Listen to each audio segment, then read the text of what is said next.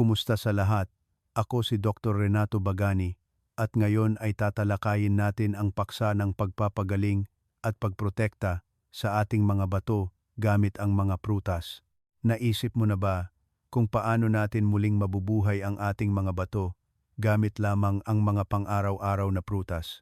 Sa mga nagpapahalaga sa bawat hininga at nagnanais ng isang malusog na buhay sa darating na mga taon, may isang katotohanan na nagpapagulat sa marami. Ang ating mga bato ay maaaring humina araw-araw nang walang anumang babala.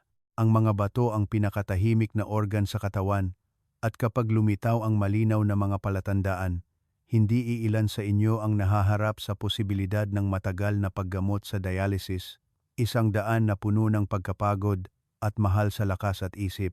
Ngayon, nais kong ibahagi sa inyo ang ibang pananaw, isang katotohanan na kakaunti ang malinaw na nagsasabi, hindi dahil sa sinasadya itong itinatago, kundi dahil sa modernong medisina ay naglalaan ng malaking bahagi ng mga mapagkukunan sa paggamot kapag nangyari na ang sakit sa halip na tulungan ang mga tao na maiwasan ito ng maaga.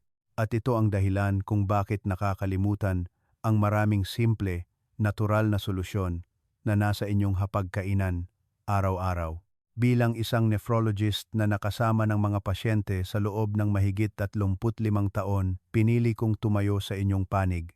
Naniniwala ako na ang pagprotekta sa kalusugan ay dapat magsimula sa tamang kaalaman, hindi lamang sa gamot o makina. Maraming matatanda ang pinapayuhan na ang pagkain ng prutas ay hindi mabuti para sa bato at kailangan pang iwasan ng lubusan. Ngunit hindi ito ganap na totoo. May mga uri ng prutas na kung gagamitin ng tama at sa tamang oras, ay maaaring makatulong sa paggaling ng bato, bawasan ang pasanin ng paglilinis ng lason, at sustinin ang katawan ng matagal. Sa nilalaman ngayon, ibabahagi ko ang 5 natatanging prutas na pinili batay sa klinikal na karanasan at siyentipikong pag-unawa na may kakayahang suportahan ang function ng bato kahit sa mga taong lampas 70 na. Kabilang dito ang isang pulang prutas na madalas minamaliit, ngunit itinuturing na isang mahalagang hiyas sa pagsuporta sa paglabas ng dumi at pagprotekta sa mga selula ng bato kapag ginamit ng tama. Kung matiyaga mong susundan hanggang sa huling bahagi ng video, matutuklasan mo ang isang prutas na pinakasimbolo ng muling pagkabuhay ng bato na itinuturing na pulang hiyas ng mga matatanda. Kaya, kung interesado ka sa kalusugan ng bato, nagnanais na mabuhay ng malusog, aktibo, at hindi umaasa sa mga medikal na makina, inaanyayahan kitang patuloy na makinig. Kung sa tingin mo ay makabuluhan ang nilalamang ito, isang like o pag-subscribe ang magiging malaking pampasigla para patuloy kong ibahagi ang mga praktikal, madaling gamitin, at angkop na kaalaman para sa mga matatanda. Ngayon, sama-sama tayong tumungo sa pinakamahalagang bahagi. Unang bahagi, ang bato bilang siyentipikong pananaliksik at mga huling senyales ng paghingi ng tulong. Marami sa inyo, sa pagtuntong sa katamtamang gulang at pagtanda, ay madalas nagpapagaan ng loob sa sarili na ang pagkakaroon ng bula sa ihi o paggising ng ilang beses sa gabi para umihi ay natural lamang sa edad. Nakakatagpo ako ng hindi iilang nagsasabi sa akin na kailangan lang tanggapin kapag matanda na. Ngunit mula sa pananaw ng isang nagtatrabaho sa larangan ng pangangalaga sa kalusugan ng matatanda sa loob ng maraming taon, nais kong sabihin sa inyo ang isang mahalagang katotohanan. Iyon ay maaaring hindi senyales ng pagtanda, kundi isang huling hiningi ng tulong mula sa bato. Matapos ang mahigit 35 taon na kasama ang mga pasyente, napagtanto ko ang isang bagay na paulit-ulit nang binigyang diin sa mga aklat ng medisina. Walang gamot ang makakapagpabalik sa bato ng ganap kung ang pamumuhay at pagkain ay mali pa rin. Ang gamot ay pansamantalang saklay lamang, habang ang pagkain ang matibay na pundasyon. Ang iyong pinipili araw-araw sa palengke at sa hapagkainan ay tahimik na nagpapasiya sa haba ng buhay ng iyong bato. Kaya, ang mga prutas at pagkain na ibinabahagi ko ay hindi arbitraryong payo, kundi batay sa mga pananaliksik sa nutrisyon, pisyolohiya ng bato, at aktwal na klinikal na karanasan sa Pilipinas. Palagi akong naniniwala na ang tamang pagkain, regular, at angkop sa edad ay may mas matagal na halaga kaysa sa mamahaling bitamina o supplements na madalas pinapalaki ng advertisement. Subukan mong huminto sandali at tanungin ang sarili kung talagang maayos ba ang iyong bato ngayon. Ang bato ay parang filter ng water purifier, tahimik na nagtatrabaho ng walang tigil upang linisin ang dugo, alisin ang mga lason, at panatilihin ang mga mahalagang sangkap para sa katawan. Kapag bago pa ang filter, ito ay matibay at halos hindi nagrereklamo. Ngunit kapag luma na ang filter, kahit na umaandar pa ang makina sa labas, nagsisimula ng bumaba ang kalidad sa loob. Ang hindi gaanong napapansin ay pagkatapos ng edad 50, ang function ng bato ay nagsisimulang bumaba ng natural at pagkatapos ng edad 60, mas mabilis itong nangyayari. Sa karaniwan, bawat taon ay maaaring mawalan ng halos 1% ang function ng bato. Isang maliit na bilang na tila ngunit lubhang nakakatakot kapag naipon sa loob ng maraming taon. Sa labas, normal ka pa rin kumakain at nag-eehersisyo, ngunit sa loob, ang filter ay maaaring nasira na tulad ng isang punit na lambat na hindi nakikita ng mata. Hindi iilan sa inyo ang nakaranas ng pamamaga ng mukha paggising sa umaga, mabigat na talukap ng mata o pamamaga ng paa sa hapon kung kaya't sumisikip ang sapatos. Marami ang nag-iisip na ito ay dahil sa kulang sa tulog, matagal na pagtayo o panahon. Ngunit sa katotohanan, ito ay maaaring senyales na ang bato ay hindi na epektibong naglalabas ng tubig at asin na nagiging sanhi ng pagtitipon ng likido sa katawan, lalo na kung maraming bula ang lumilitaw sa ihi. Ang bula ay matagal na lumulutang at hindi natutunaw kahit sa paglabas ng tubig. Hindi ito isang maliit na bagay. Ito ay isang senyales na ang protina ay tumutulo sa filter ng bato, isang kondisyon na tinatawag ng medisina na pinsala sa glomerular. Ang isa pang palatandaan na madalas nararanasan ng marami sa inyo, ngunit madalas na binabalewala ay ang paggising ng 2 hanggang 3 beses bawat gabi para umihi. Kapag bata pa, ang bato ay may kakayahang mag-concentrate ng ihi ng napakahusay na nagpapahintulot sa katawan na makapagpahinga ng buo sa gabi. Ngunit kapag humina ang bato, unti-unting bumababa ang kakayahang ito na nagiging sanhi ng patuloy mong paggising. Ito ay hindi lamang problema sa bato, kundi nagdudulot din ng insomnia, pagkapagod, pagbaba ng memorya, at panganib ng pagkahulog sa gabi. Ito ay partikular na mapanganib para sa mga matatanda. Ikalawang bahagi, panganib ng potassium at ang bitag ng prutas para sa matatanda. Ang nagpapahirap sa akin sa loob ng maraming taon ng aking propesyon ay ang napakarami sa inyo ang minamaliit ang maliliit na pagbabago sa katawan sa pagtuntong sa katamtamang gulang. Pinananatili mo pa rin ang mga gawi sa pagkain noong bata pa, lalo na ang pagkain ng prutas na may paniniwala na ito ay palaging malusog na pagkain at mas maraming kainin, mas mabuti. Ngunit ang katotohanan sa medisina ay hindi ganoon kasimple. Pagkatapos ng edad 50, ang ating katawan ay pumasok sa isang ganap na kakaibang yugto kung saan ang potassium at fructose sa prutas ay maaaring maging isang mapanganib na bitag kung hindi naiintindihan ang limitasyon ng bato. Noong bata pa, ang iyong bato ay gumagana tulad ng isang malakas na filter. Kahit na regular kang kumakain ng saging, dalandan, mangga o umiinom ng juice, ang bato ay epektibong nasasala at nailalabas ang labis na potassium. Ngunit habang lumataas ang edad, ang function ng bato ay tahimik na bumababa. Ayon sa maraming pag-aaral sa gerontology, pagkatapos ng edad 60, bumababa ng malaki ang kakayahan ng bato na maglabas ng potassium, habang ang subjective na pakiramdam ng tao ay hindi gaanong nagbabago. Ang pagkabigo na ito ang lumilikha ng pinakamalaking panganib. Ang potassium na hindi nailabas ng lubusan ay unti-unting naiipon sa dugo, tulad ng isang nakatakdang bomba sa katawan na hindi mo alam. Sa pisyolohiya, ang potassium ay isang mineral na kumokontrol sa electrical activity ng puso.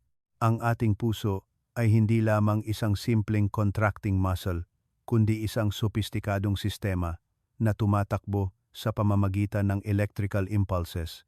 Kapag ang antas ng potassium sa dugo ay lumampas sa ligtas na limitasyon, ang mga electrical impulses na ito ay nagiging magulo. Ang puso ay maaaring tumibok ng mabilis ng abnormal, maging irregular ang tibok, o mas mapanganib pa, biglang huminto nang walang anumang malinaw na babala.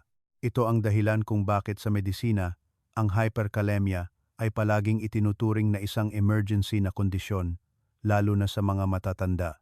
Sa panahon ng aking trabaho sa mga emergency department, nasaksihan ko ang hindi iilang kaso na nagpagulat sa mga pamilya. May isang Ginoo na nagngangalang Mang Tonyo, mahigit 60 taong gulang, na nakatira sa isang bayan sa labas ng Metro Manila. Palagi siyang naniniwala na ang pagkain ng prutas araw-araw ang pinakamahusay na paraan upang mapabuti ang kalusugan. Sa umaga ay kumakain siya ng saging, sa tanghali ay kumakain ng papaya, at sa hapon ay umiinom ng isang basong orange juice para lumamig. Hindi siya umiinom ng alak o beer, at bihira lang kumain ng mataba, kaya palagi niyang iniisip na maayos ang kanyang puso. Ngunit isang hapon ay nakaramdam siya ng bahagyang paninikip ng dibdib, pagkatapos ay nahilo at nawalan ng malay. Sa loob lamang ng ilang minuto nang maipasok sa ospital, ipinakita ng pagsusuri na mataas ang antas ng potassium sa dugo habang matagal nang bumaba ang function ng bato nang hindi natutuklasan. Para kay Mang Tonyo, ang prutas ay dating simbolo ng kalusugan, ngunit para sa matanda niyang bato, ito ay naging huling patak. Ang pinakamasakit ay karamihan sa mga pasyente ay nakakaramdam ng kawalan ng katarungan. Tinatanong nila ako kung bakit ang pagkain lang ng prutas ay maaaring magdulot ng panganib sa buhay. Ang sagot ay napakasimple, ngunit napakasakit din. Ang prutas ay hindi masama, ngunit hindi lahat ng uri ay angkop sa lahat ng edad at lahat ng kondisyon ng bato. Para sa mga humina na bato, ang mga prutas na mayaman sa potassium ay parang isang overdose ng gamot. Kapag malubha na ang pinsala sa bato, ang modernong medisina ay makakatulong lamang na mapanatili ang buhay sa pamamagitan ng dialysis at hindi maibabalik ang bato sa orihinal nitong estado. Ito ay nangangahulugang kailangan mong manatili sa mga makina, sa ospital, at sa patuloy na gastos sa paggamot sa natitira mong buhay. Ikatlong bahagi, mga prutas na nagpapanumbalik ng patay na selula ng bato. Hindi mo kailangang maging labis na nag-aalala pagkatapos ng mahigpit na babala tungkol sa potassium at prutas na ibinahagi ko. Ang katotohanan sa medisina ay laging may dalawang malinaw na panig. May mga uri ng prutas na, kung gagamitin ng mali, ay tahimik na magtutulak sa bato sa isang walang katapusang kalagayan. Ngunit mayroon ding mga prutas na, kung gagamitin ng tama at sa tamang oras, ay nagiging mahalagang suporta para sa humina na bato. Ang mahalaga ay hindi sa pagkain o hindi pagkain ng prutas kundi sa iyong kaalaman at maingat na pagpili. Sa katamtamang gulang at pagtanda, hindi na kailangan ng bato ang matinding pampasigla, kundi ang banayad, matatag at matatag na suporta. Ilang uri ng prutas ang may kakayahang magbukas ng microcirculation sa bato, bawasan ang chronic inflammation, suportahan ang paglabas ng mga lason nang hindi nagpapataas ng pasanin ng potassium. Madalas kong inihahalin tulad ang mga ito sa dalawang panig ng isang barya. Kung mali ang pipiliin, ang prutas ay maaaring maging potassium bomb na nagbabanta sa ritmo ng puso. Kung tama ang pipiliin, ang prutas ay gumaganap bilang natural na detoxifier na tumutulong sa paglilinis ng mga daluyan ng dugo at paggising sa mga selula ng bato na pagod na dahil sa edad. Mula sa aking maraming taon ng klinikal na pagsubaybay sa mga pasyente ng bato sa Pilipinas, napansin ko na hindi lahat ng pagkabigo ng bato ay mabilis na umuunlad. Maraming kaso, kung alam ang tamang pagsasaayos ng dieta, ang bato ay maaaring manatiling matatag sa loob ng maraming taon at kahit na mapabuti ang mga index ng dahan-dahan ngunit matatag. Batay sa prinsipyong iyon, madalas akong nagmumungkahi sa mga pasyente ng mga angkop na prutas na maaaring kainin ng salit-salit sa loob ng isang linggo. tinatawag ko pa rin silang isang napakapangkaraniwang pangalan. Iyon ay ang natural na dialysis machine na kaloob ng kalikasan. Dahil hindi sila nagdudulot ng matinding side effects, hindi nila pinipilit ang bato na magtrabaho ng labis, ngunit sinusuportahan nila ang kakayahan sa pagsala ng banayad at ligtas. Prutas, bilang isa, blueberries, protektahan ang mga daluyan ng dugo sa bato. Kung ituturing ang bato bilang isang sopistikadong pabrika ng paglilinis ng dugo, ang sistema ng maliliit na daluyan ng dugo na nagpapakain sa glomeruli ay ang mga tubo na nagdadala ng buhay. Sa mga taong lampas 60, ang problema ay hindi lamang sa pagbaba ng bilang ng nephrons sa paglipas ng panahon, kundi sa pagkasira ng microcirculation network sa bato bago pa man iyon. Ang mga pader ng daluyan ng dugo ay hindi nababaluktot, matagal na umiiral na pamamaga, mabagal, at hindi regular na daloy ng dugo sa bato. Pinipilit ang bawat filter unit na magtrabaho sa kondisyon ng kakulangan ng oxygen. Ito ang malalim na pundasyon na nagpapahina sa bato, hindi lamang dahil sa pagtanda.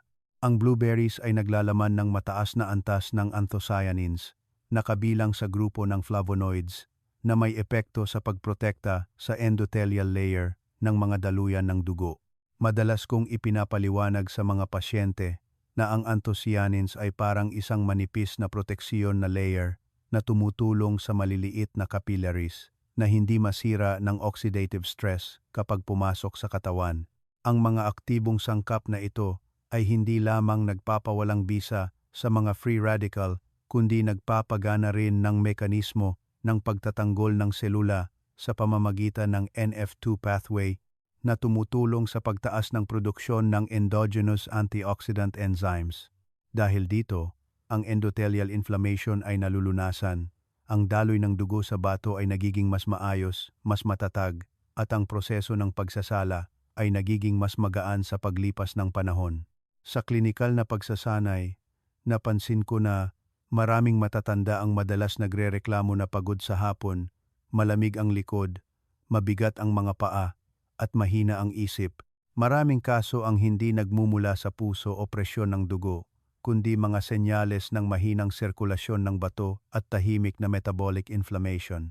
Kapag bumuti ang microcirculation, ang katawan ay parang nabawasan ng hamog, mas matatag ang enerhiya, mas maliwanag ang isip, at mas malalim ang tulog dahil hindi na patuloy na pinupukaw ang bato. Ang isa pang problema na pinahihirapan ang mga matatanda ay ang madalas na pag-ihi sa gabi. Hindi laging ang dahilan ay nasa pantog. Sa maraming kaso, ito ay isang karamdaman ng neurovascular reflex na nauugnay sa bato at matagal na endothelial inflammation. Ang blueberries, kapag ginamit ng regular at tama, ay maaring makatulong na mapawi ang reflex na ito na nagpapababa ng sensitivity ng pantog. Dahil dito, unti-unting bumababa ang bilang ng paggising sa gabi. Ang pagpapabuti na ito ay hindi biglaan, ngunit angkop sa pisyolohiya ng pagtanda, dahan-dahan at matatag. Naaalala ko ang isang lola na nagngangalang Lola Auring, 68 taong gulang, na nakatira sa Batangas. Dati ay kailangan niyang gumising ng 2 beses bawat gabi. Paggising sa umaga ay pagod siya, at mabigat ang kanyang mga paa pagbaba sa kama. Hindi siya umiinom ng sleeping pills, patuloy lamang niyang inaayos ang kanyang pamumuhay, kabilang ang ugali ng pagkain ng kaunting blueberries, pagkatapos ng tanghalian, pagbawas ng asin sa hapunan, pag-inom ng maligamgam na tubig, ng regular sa araw, at pagsasanay ng mabagal na paghinga sa hapon. Matapos ang halos 1 buwan, sinabi sa akin ni Lola na gumigising pa rin siya, ngunit minsan na lamang at mas malalim ang kanyang tulog. Para sa akin, iyon ay isang malinaw na patunay ng pilosopiya ng kalusugan. Ang katawan ay bumabawi ng pinakamahusay kapag sinusuportahan sa tamang ritmo, hindi pinipilit. Gayunpaman, lagi kong binibigyang diin na ang prutas, gaano man kaganda, ay kailangan ding may malinaw na limitasyon. Para sa mga may mahinang bato, ang angkop na dami ng blueberries ay humigit kumulang 10 hanggang 15 piraso bawat pagkain, 3 hanggang 4 na beses bawat linggo. hindi dahil sa pagiging kuripot sa kalusugan, kundi dahil kailangan ng bato ang katatagan kaysa sa labis. Ang pagkain ng labis na natural na asukal ay maaaring mag-trigger ng malakas na diuretic reflex na nagdudulot ng init sa katawan at nakakapagpababa ng kalidad ng tulog. Ito ay hindi makabubuti sa matanda na bato. Ang pinakaangkop na oras para kumain ng blueberries ay mula tanghali hanggang maagang hapon kapag matatag ang digestive system at balanse ang filtering rhythm ng bato. Iwasan ang pagkain sa gabi dahil maaari nitong gawing mas sensitibo ang pantog. Kung walang sariwang prutas, ang frozen blueberries na natural na tinunaw ay isa pa ring angkop at madaling mahanap na opsyon sa Pilipinas. Ang isa pang napakahalagang punto ay ang paraan ng paggamit. Ang pagkain ng buong prutas ay palaging mas mahusay kaysa sa pag-inom ng juice. Ang fiber sa prutas ay nakakatulong sa mabagal na paglagap ng asukal, hindi nagdudulot ng biglaang pagbabago sa filtering pressure ng bato. Ang mga may mahinang bato ay nangangailangan ng mabagal at banayad na daloy, tulad ng isang ilog na nagpapakain sa matabang lupa, hindi isang malakas na talon na nagwawalis sa lahat. Ang blueberries ay hindi gamot, ngunit kapag ginamit ng tama, ito ay nagiging tahimik na kasama ng bato na tumutulong na mapawi ang pamamaga, protektahan ang mga daluyan ng dugo ng glomeruli at magtatag ng pundasyon para sa matagal na katatagan ng function ng bato sa paglipas ng panahon. Prutas, bilang 2, mansanas. Mga minamahal, dumating tayo sa pangalawang uri ng prutas. Isang prutas na napakapamilyar na itinuturing ng marami na hindi na ito prutas kundi isang natural na bahagi ng pang-araw-araw na pagkain, iyon ay ang mansanas. Para sa akin, ang mansanas ay hindi kumakatawan sa malakas na pagpapagaling o mabilis na epekto, kundi kumakatawan sa isang matatag na prinsipyo sa gerontology.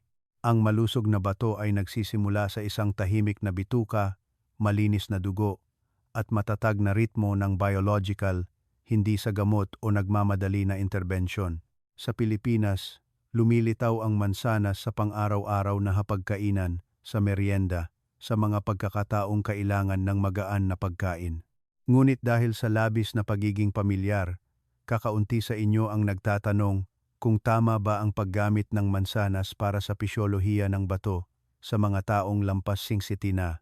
Kapag matanda na, ang bato ay hindi na tulad ng isang ilog sa panahon ng baha, kundi parang isang ilog sa tagtuyot, hindi kulang sa tubig, ngunit napakadali nitong magkaroon ng irregular na daloy. Kung ang daloy ay minsan mabilis, minsan mabagal, mapapagod ang bato, ang mansanas. Kapag ginamit ng tama, ay nakakatulong na ayusin ang ritmo na iyon. Marami sa inyo ang natatakot na ang tamis ng mansanas ay lalong magpahina sa bato kaya't lubusan itong iniiwasan.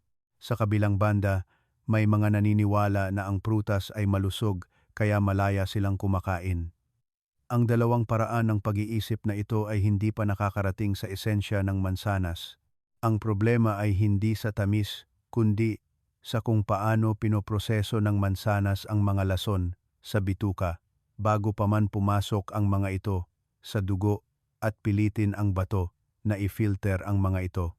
Sa klinikal na pagsasanay, madalas kong ipinapaliwanag ng malinaw ang isang pamilyar na siklo sa mga matatanda. Ang mga lason ay naiipon mula sa bituka sa hapon. Kailangan ng bato na mag-filter ng husto sa gabi. Ang pantog ay naiirita at gumigising ka ng maraming beses. Ang tulog ay nagiging putol-putol, pagod sa umaga, at ang siklo ay nauulit araw-araw. Ang mansanas, kapag ginamit ng tama, ay maaaring putulin ang siklong ito mula sa simula.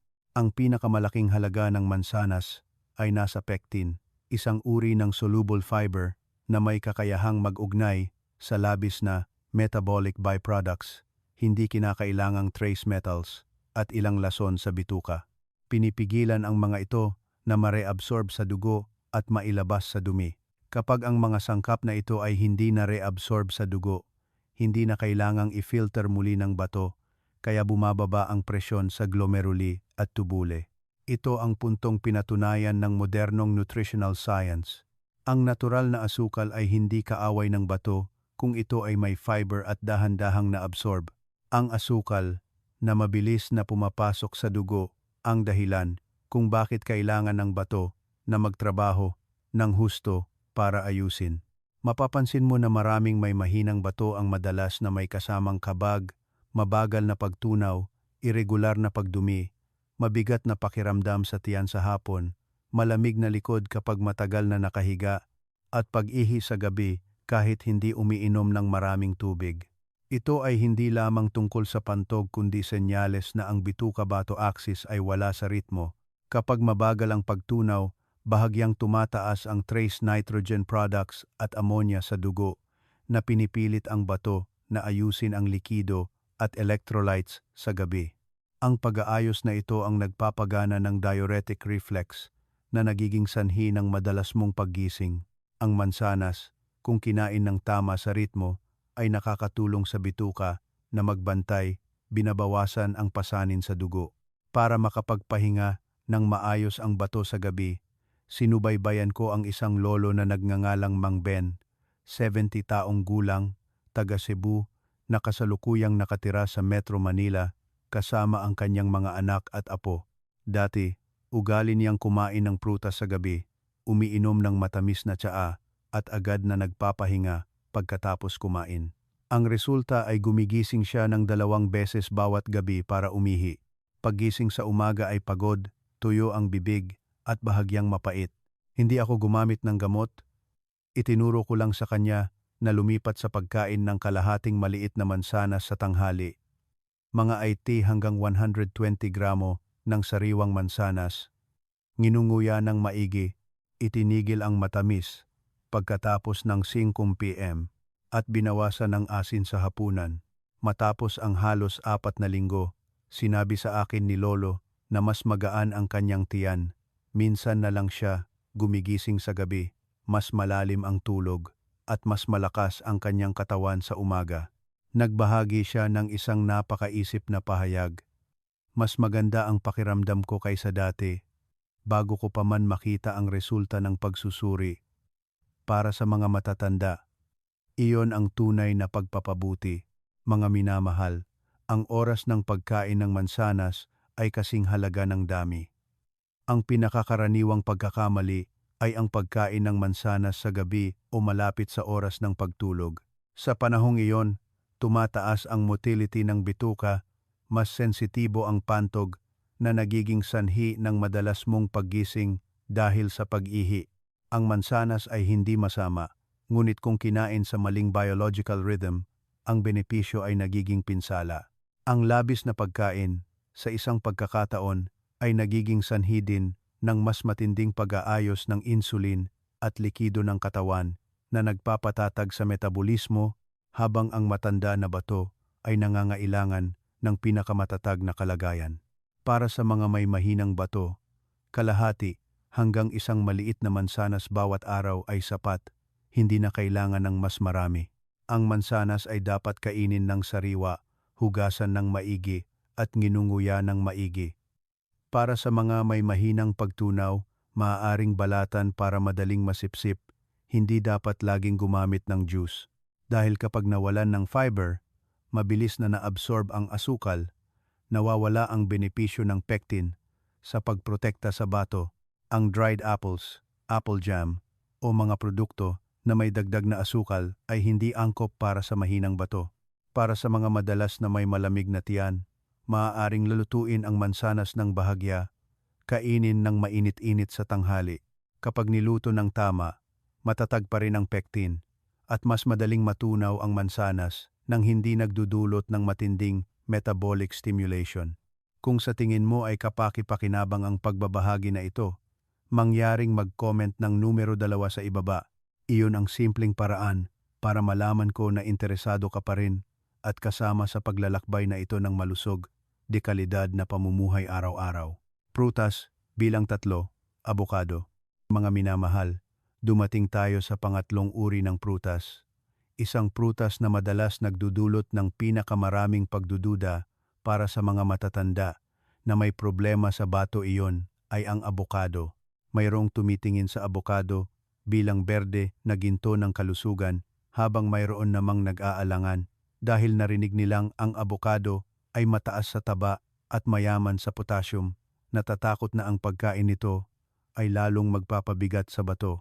Ang dalawang pananaw na ito ay hindi pa ganap na kumpleto. Mula sa aking pananaw sa pangangalaga sa kalusugan ng mga taong lampas sa 50, ang abokado ay hindi pagkain na kinakain ayon sa gusto, kundi isang prutas na kailangan ng tamang pag-unawa, tamang paggamit at may pilosopiya. Sa katamtamang gulang at pagtanda, ang bato ay hindi lamang bumababa ang kakayahan sa paglilinis, kundi bumababa rin ang kakayahan nitong panatilihing matatag ang panloob na kapaligiran, ang balanse ng tubig, electrolytes at taba sa dugo. Marami sa inyo ang may mga pagsusuri sa creatinine na hindi pa gaanong tumaas, ngunit ang taba sa dugo ay mayroon ng problema, ang presyon ng dugo ay nagbabago, madaling mag-ipon ng taba sa tiyan. Mabigat ang pakiramdam sa hapon at bahagyang namamanhid ang mga paa kapag matagal na nakatayo. Ito ang mga palatandaan na ang bato ay nagtatrabaho sa isang makapal at magulong kapaligiran ng dugo, hindi na kasing linaw ng dati. At sa kontekstong iyon, ang abokado, kung gagamitin ng tama, ay gumaganap bilang isang tahimik na regulator. Ang pangunahing halaga ng abokado ay nasa monounsaturated fats, lalo na ang oleic acid, isang uri ng taba na nakakatulong na mapabuti ang istruktura ng cell membrane at bawasan ang low-grade chronic inflammation. Sa pisyolohiya ng bato sa pagtanda, ang matagal na pamamaga ay ang pinakamapanganib na kaaway dahil dahan-dahan nitong nilalambot ang mga capillaries ng glomeruli nang hindi nararamdaman ng pasyente. Kapag bumaba ang pamamaga sa dugo, bumababa ang presyon sa bato at mas madaling gumagana ang bato. Hindi pinapalakas ng abokado ang bato sa loob ng isang araw, kundi tinutulungan nitong mabawasan ang pagkapagod ng bato araw-araw. Iyon ang pinakamahalagang punto. Gayunpaman, nais kong lubusan mong maunawaan ang isang bagay. Ang abokado ay hindi uri ng prutas na mas maraming kainin, mas mabuti para sa mahinang bato. Naglalaman ang abokado ng katamtaman hanggang mataas na antas ng potassium at napakayaman din sa enerhiya. Kung mali ang dami at oras ng pagkain, maaaring pilitin ng abokado ang bato na mag-ayos ng electrolytes ng mas matindi, na magdudulot ng pakiramdam ng init sa katawan, kabag, at kahit pagtaas ng pag-ihi sa gabi. Kaya, para sa mga taong lampas 50, ang abokado ay dapat tingnan bilang isang natural na food supplement at hindi isang random na dessert. Sa aktwal na klinikal na pagsasanay, madalas akong nakakatagpo ng mga nagrereklamo na kumain ng abokado sa gabi at naramdaman nilang mabigat ang kanilang tiyan, nahirapan silang matulog at paggising sa umaga ay mapait ang kanilang bibig at pagod ang kanilang katawan. Ang dahilan ay hindi dahil sa masama ang abokado, kundi dahil ang abokado ay inilagay sa maling biological rhythm. Ang taba sa abokado ay nangangailangan ng oras upang matunaw at ma-metabolize. Kapag kinain ng huli, kailangan ng atay at bato na magtrabaho ng dagdag sa gabi, samantalang ito ang oras na kailangan ng dalawang organong ito na magpahinga para makabawi. Para sa matanda na bato, ang ganitong overtime sa paglipas ng panahon ay magdudulot ng irregular na filtering rhythm na hindi direktang makakaapekto sa tulog at presyon ng dugo sa umaga. Naaalala ko ang isang lola na nagngangalang Lola Perla, 66 taong gulang na nakatira sa Laguna, na may ugali na kumain ng kalahating abokado na may gatas sa gabi. Iniisip niyang masustansya ito, wala naman siyang malinaw na sakit. Ngunit bawat gabi ay gumigising siya ng 2 beses para umihi. Paggising sa umaga ay pagod, bahagyang namamanhid ang kanyang mga paa. Nang ipayo ko sa kanya na ilipat ang abokado sa tanghali, tanggalin ang gatas, gumamit lamang ng 1,000 porto ng maliit na abokado, kainin ng dahan-dahan at hindi araw-araw. Matapos ang halos 1 buwan, napansin ni Lola Perla na minsan na lang siya gumigising sa gabi, mas magaan ang kanyang tiyan, at hindi na gaanong mabigat ang kanyang paa sa hapon. Sinabi niya ang isang napakatotoong pahayag, mukhang hindi pala masustansya ang pagkain ng marami, kundi ang pagkain sa tamang oras ang nagmamahal sa bato. Mga minamahal, ang angkop na dami ng abokado para sa mga may mahinang bato ay karaniwang 1 porto hanggang 1 at 3 maliit na prutas bawat pagkain, 2 hanggang 3 beses bawat linggo. Hindi dapat gamitin araw-araw dahil kailangan ng bato ang katatagan, hindi ang labis. Ang abokado ay dapat kainin ng mag-isa o kasama ang isang magaan na tanghalian, hindi sinasama sa condensed milk, refined sugar, o iba pang saturated fats. Ang mga ganitong kombinasyon ay nagpapataas ng metabolic burden ng doble habang bumababa naman ang benepisyo para sa bato. Sa paraan ng paggamit, ang sariwang abokado, bahagyang dinikdik, ang pinakamahusay. Hindi dapat i-blender ng lubusan o gawing makapal na smoothie dahil mabilis na naabsorb ang enerhiya. Kailangan ng katawan na mag-adjust ng husto, hindi angkop sa pisyolohiya ng pagtanda. Para sa mga may mahinang pagtunaw, maaring kumain ng mas kaunting dami at nginunguya ng dahan-dahan. Damhin ang natural na taba ng abokado sa halip na pilitin na ubusin ang buong serving. Nais kong bigyang diin ang isang mahalagang pilosopiya tungkol sa abokado at bato. Ang matanda na bato ay hindi nangangailangan ng pagkain na nagpapagana kundi ng pagkain na nakakatulong na mapawi. Ang abokado, kapag ginamit sa tamang dami at tamang oras, ay nakakatulong na palambutin ang kapaligiran ng dugo, bawasan ang tahimik na pamamaga, suportahan ang mga daluyan ng dugo ng glomeruli, at hindi direktang mapabuti ang pakiramdam ng bigat, bahagyang pamamaga, at pagkapagod sa hapon. Ito ay hindi isang maingay na pagbabago, kundi isang tahimik na pagpapabuti na akma sa mabagal at malalim na ritmo ng buhay sa pagtanda. Prutas, bilang 4, kamatis. Mga minamahal, dumating tayo sa pang-4 na uri ng prutas, isang pagkain na napakapamilyar, na itinuturing ng marami na hindi na ito prutas, kundi isang natural na bahagi ng pang-araw-araw na pagkain. Iyon ay ang kamatis. Ang mismong pamilyaridad na ito ang lumilikha ng isang napakapapananaliksik na kabalintunaan sa pangangalaga sa kalusugan ng matatanda. Mas pamilyar, mas madaling magkamali. At kapag nagkamali sa paggamit, ang tahimik na benepisyo ng kamatis sa bato ay natatago at kahit nagiging disadvantage. Sa edad na lampas 60, hindi lamang humihina ang kakayahan ng bato sa paglilinis, kundi humihina rin ang kakayahan nitong labanan ang oxidative stress at ayusin ang microdamage. Bawat araw, kailangan ng bato na harapin ang maraming free radicals na nabubuo mula sa metabolic processes, mula sa nagbabagong presyon ng dugo, mula sa pagtaas at pagbaba ng asukal sa dugo, at mula mismo sa tahimik na pamamaga sa mga daluyan ng dugo. Noong bata pa, mabilis na pinoproseso ng katawan ang mga microdamage na ito. Ngunit kapag matanda na, kung walang tamang suporta, unti-unting naiipon ang maliliit na pinsala na iyon na nagiging pundasyon ng chronic kidney disease nang hindi nalalaman ng pasyente. Ang kamatis ay pumapasok sa kwentong ito bilang isang tahimik na bantay para sa mga daluyan ng dugo at glomeruli. Ang pinakakapansin-pansin na halaga ng kamatis ay nasa lycopene, isang malakas na antioxidant na may kakayahang mag-neutralize ng free radicals at bawasan ang lipid peroxidation sa dugo. Kapag na-oxidize ang taba sa dugo, ang maliliit na daluyan ng dugo sa bato ay nagiging matigas. Ang daloy ng dugo sa glomeruli ay hindi na maayos, kundi nagiging magulo na nagpapataas ng filtering pressure.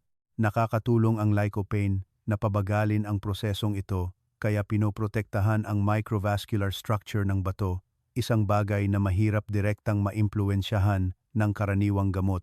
Para sa mga matatanda, ito ay isang pangmatagalang benepisyo ng pag-iwas, hindi maingay, ngunit napakatatag.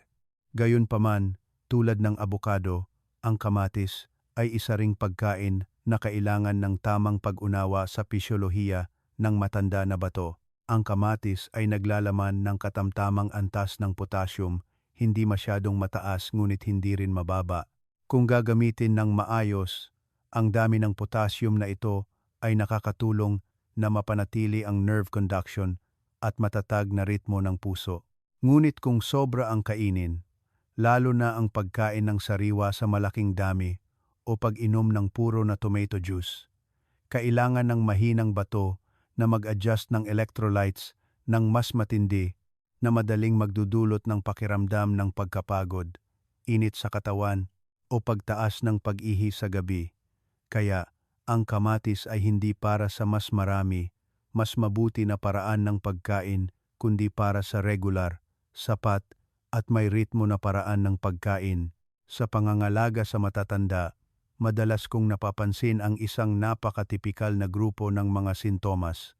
Madaling sumakit ang ulo ng bahagya sa hapon, bahagyang namumula ang mukha, tumataas ang presyon ng dugo sa gabi, hindi malalim ang tulog sa gabi, mabigat ang pakiramdam sa umaga, at masakit ang likod. Ito ay mga palatandaan ng oxidative stress at mahinang microcirculation, kung saan ang bato ay isa sa mga organo na unang naapektuhan kapag ang kamatis ay idinagdag sa dieta ng maayos. Lalo na ang bahagyang lutong kamatis, tumataas ang paglagap ng lycopene na nakakatulong na mapabuti ang oxidative state ng mga daluyan ng dugo, kaya hindi direktang pinapawi ang presyon sa bato sa gabi. Nasubaybayan ko ang kaso ni Mang Jose, 68 taong gulang, sa Pangasinan, na may kasaysayan ng bahagyang mataas na presyon ng dugo at 2 beses na pag-ihi sa gabi. Bihira siyang kumain ng prutas dahil natatakot siyang humina ang kanyang bato, ngunit mahilig siyang kumain ng maalat at prito. Nang payuhan ko siyang magdagdag ng lutong kamatis sa tanghalian, humigit kumulang 1 katamtamang laki ng prutas bawat araw, niluto sa sabaw o mabilis na pinirito sa kaunting mantika, habang binabawasan ang asin at hindi umiinom ng juice sa gabi.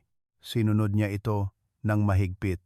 Matapos ang halos 5 linggo, napansin ni Lolo na hindi na masyadong masakit ang kanyang ulo sa hapon, mas matatag ang kanyang presyon ng dugo at minsan na lang siya gumigising sa gabi.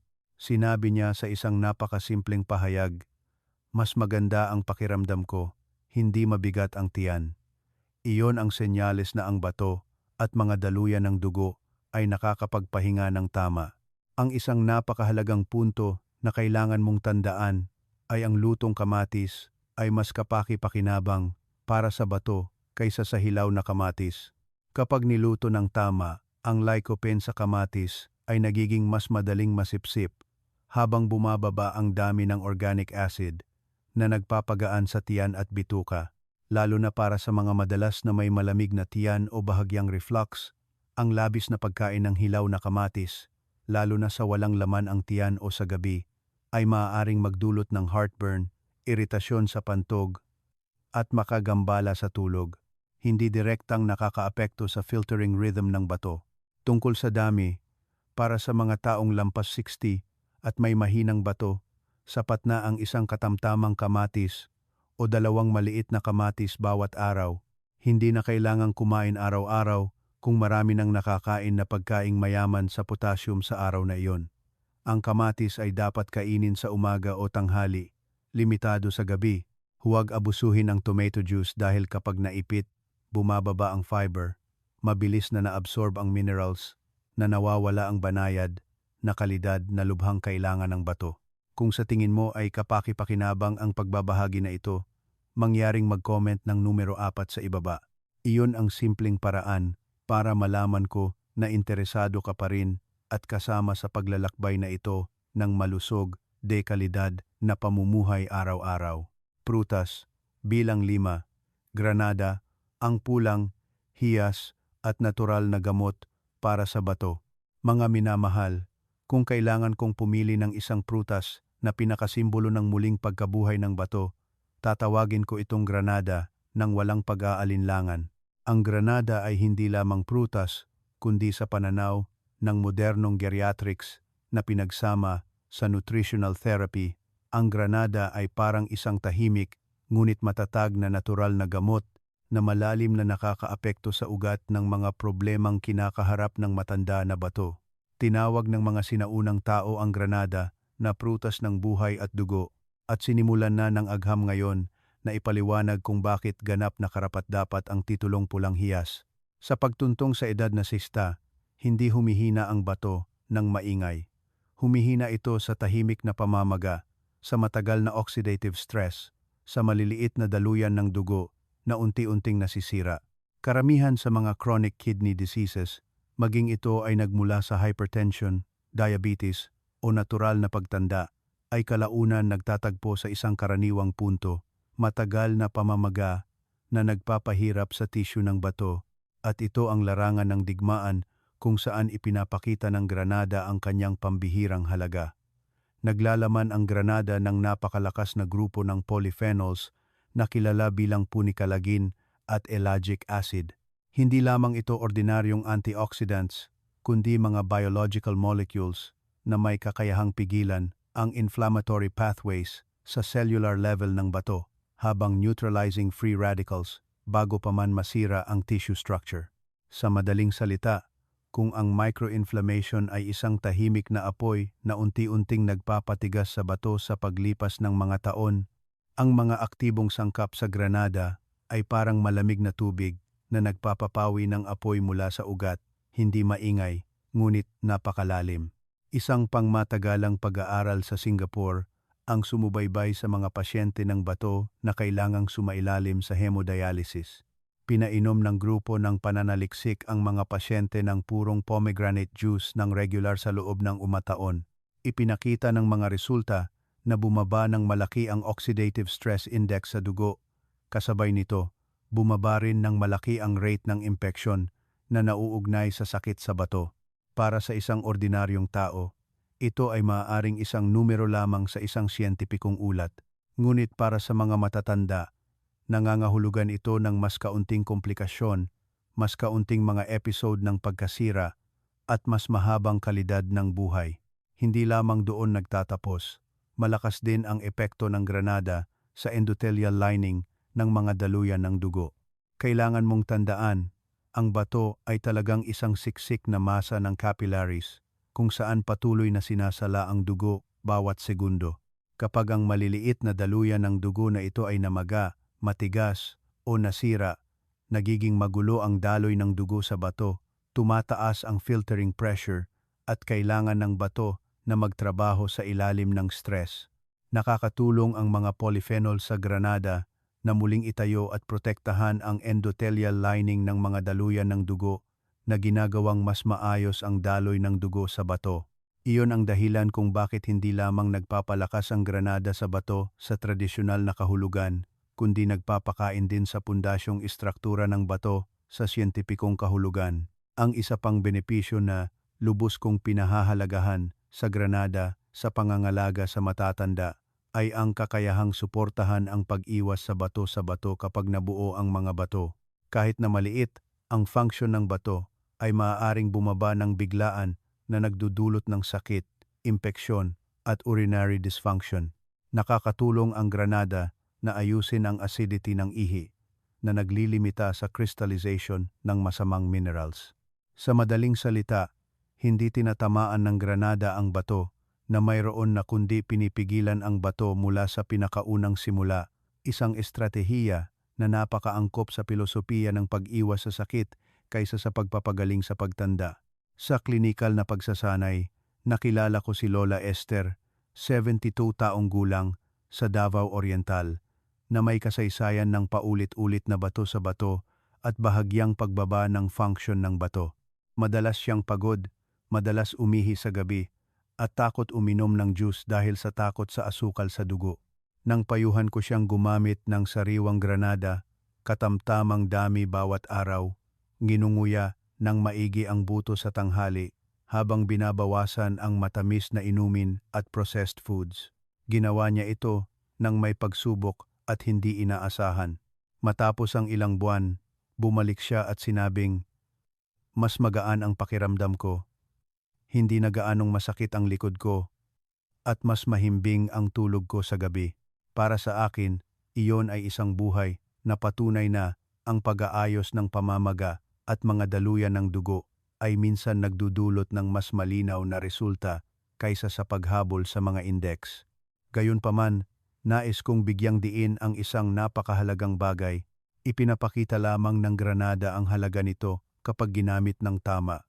Maaari mong nguyain ang sariwang buto ng granada o gumamit ng 100% purong pomegranate juice na walang dagdag na asukal, hindi pinalabnaw ng sirup.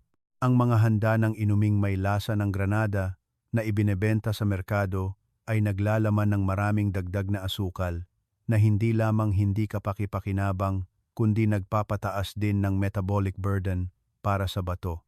Para sa mga matatanda, sapat na ang katamtamang dami bawat araw, hindi na kailangan ng marami. Ang matanda na bato ay nangangailangan ng katatagan, hindi ang pagsabog.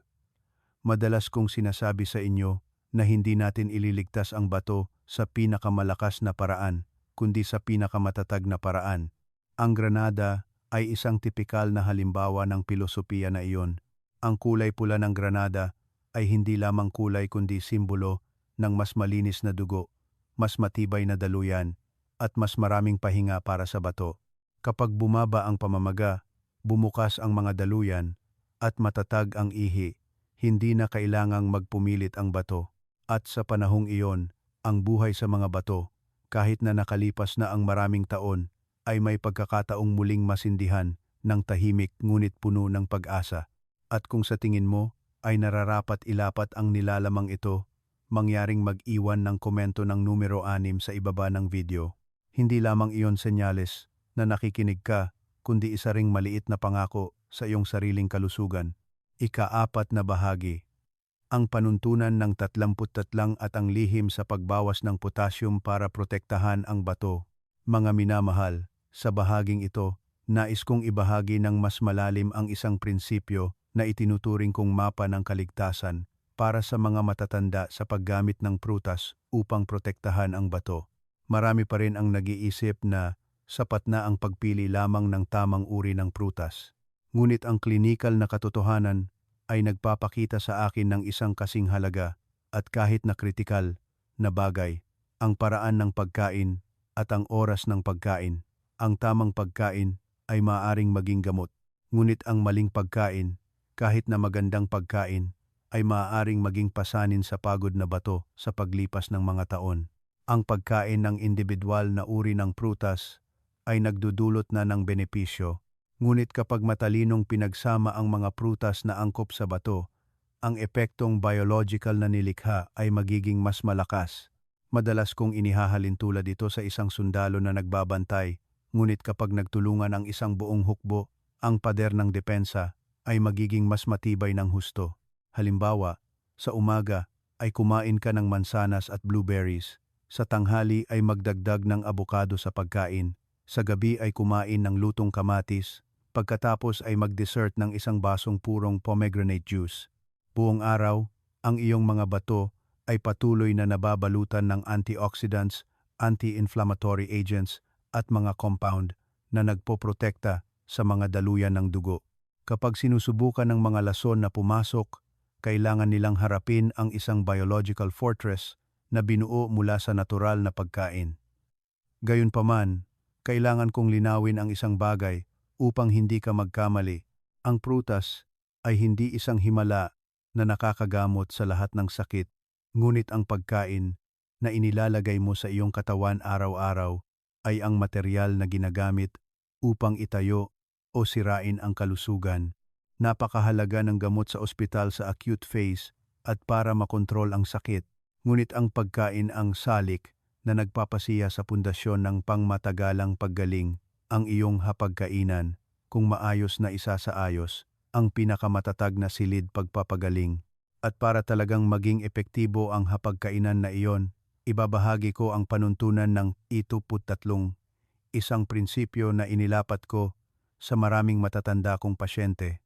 Unang panuntunan, 30 minuto, pagkatapos kumain. Maraming tao ang may ugali na kumain ng prutas nang walang laman ang tiyan, lalo na sa umaga. Sa pag-iisip na, sa ganitong paraan, ay mas mahusay ang pagsipsip. Ngunit para sa mga taong lampas 60, ito ay parang pagpilit sa matanda na bato na magtrabaho ng labis mula pa sa simula ng araw. Kapag ang prutas ay kinain ng walang laman ang tiyan, mabilis na tumataas ang asukal sa dugo, malakas ang pagbabago ng insulin, at kailangan ng bato na magpumilit upang ayusin. Ang ligtas na paraan ay kumain ng prutas pagkatapos ng pangunahing pagkain, humigit kumulang 30 minuto sa maliit na dami bilang isang magaan na dessert. Ang pamamaraang ito ay nakakatulong na maiwasan ang spike ng asukal sa dugo, bawasan ang filtering pressure para sa bato, at i-optimize ang pagsipsip ng nutrients. Ikalawang panuntunan, 200 gramo bawat araw. Sa medisina, mayroong isang napakasimpleng katotohanan ngunit madalas na nakakalimutan, ang anumang labis ay nagiging pinsala, kahit na ang prutas ay mabuti para sa bato. Kung sobra ang kainin, ang naipong potassium ay maaaring lumampas sa ligtas na limitasyon. Lalo na para sa mga taong may bumababang function ng bato, ang kabuuang dami ng prutas sa isang araw ay dapat lamang katumbas ng iyong sariling palad, hindi na kailangan ng mas marami. Ang pagsasama-sama ng maraming uri sa katamtamang dami ay nakakatulong na magkomplemento ang mga sustansya sa isa't isa, na lumilikha ng synergistic effect habang pinapanatili ang kaligtasan para sa bato. Ikatlong panuntunan, nguyain ng hindi bababa sa 30 beses. Maraming matatanda ang napakabilis kumain, nilulunok ng mabilis, hindi sinasadya na nagpapataw ng pasanin sa pagtunaw sa tiyan, atay, at sa huli ay sa bato. Nagsisimula ang pagtunaw sa bibig, at kapag dahan-dahan at maigi kang ngumunguya, ang prutas ay halos nagiging likido, at ang mga enzyme sa laway ay nagsisimula ng makilahok sa paunang paghihiwalay. Dahil dito, mas madali na absorb ang nutrients. Hindi na kailangan ng bato na ayusin ang mga hindi pa lubusang nadurog na piraso ng pagkain. Ang mabagal na pagnguya ay hindi lamang mabuti para sa bato, kundi isa ring pagsasanay ng mabagal na pamumuhay na napakaangkop sa tahimik na ritmo ng buhay sa pagtanda. Bukod dito, nais kong ibahagi ang isang sikreto sa pagbaba ng potassium para sa mga talagang nag-aalala tungkol sa index na ito. Kapag kumakain ng prutas o gulay, maaari mong ibabad sa maligamgam na tubig ng halos 2 oras, pagkatapos ay banlawan muli bago gamitin. Ang simpleng paraan na ito ay nakakatulong na matunaw ang bahagi ng potassium sa tubig na maaaring magpababa ng higit sa 30% ng orihinal na nilalaman ng potassium. Para sa mga mansanas o kamatis na may balat, ang masusing paghugas ay nakakatulong din na alisin ang natitirang kemikal, kaya binabawasan ang pasanin ng detoxification para sa atay at bato. At kung sinusundan mo pa rin hanggang dito, nais kitang anyayahan na mag-iwan ng numero 8 sa section ng komento. Iyon ang magiging paraan para malaman ko na nakatanggap ka ng kapaki-pakinabang na kaalaman. Lalo na gusto kong pakinggan ng maigi ng mga na-diagnose na may chronic kidney disease stage 4 o sumasailalim sa hemodialysis. Sa yugtong ito, kapag bumaba ang function ng bato sa ilalim ng 10%, ang potassium sa prutas, kahit na ang mabuti, ay maaaring maging mapanganib na salik na nagdudulot ng arrhythmia o cardiac arrest. Kaya, ang mga kasong ito ay kinakailangang kumonsulta sa doktor na gumagamot, subaybayan ang antas ng potassium sa dugo bago magpasiya kung anong uri ang kakainin at gaano karami. Ang mga may kidney failure dahil sa diabetes ay dapat unahin ang pagkain ng sariwang prutas, nginunguya ng dahan-dahan sa halip na i-blender ang smoothies upang maiwasan ang mabilis na pagtaas ng asukal sa dugo. Ang mga umiinom ng gamot sa alta presyon o blood thinners ay kailangang panatilihin ang agwat na hindi bababa sa 2 oras sa pagitan ng pagkain ng prutas at pag-inom ng gamot. Sa huli, mga minamahal, bagamat labis kong binibigyang diin ang kapangyarihan ng pagkain, huwag na huwag mong abandonahin ang gamot na inireseta ng iyong doktor. Ang pagkain ay isang pangmatagalang sumusuportang hukbo, hindi isang emergency na puwersa sa paglaban sa sunog. Ang medikal na paggamot ay nananatiling pundasyon, habang ang matalinong dieta ay ang bubong na nagpoprotekta sa itaas. Ang 5 uri ng prutas na ibinahagi ko, lalo na ang granada, ang pulang hiyas na nagpapagaling sa bato. Naway tandaan mo sila bilang mga kasama sa pagtanda. Maaaring humina ang bato, ngunit ang pag-asa ay hindi dapat kailanman maubos. Ngayon mismo ang ginintuang panahon para ang iyong mga bato ay magsimulang magpahinga at muling mabuhay. Kung ang nilalamang ito ay nakatulong kahit kaunti, huwag mag-atubiling i-like ang video na ito. Ibahagi ito sa iyong mga mahal sa buhay. Nawa itamasahin mo ang iyong pagtanda na puno ng sigla at dignidad hanggang sa iyong 100 taong kaarawan kasama ang malusog na mga bato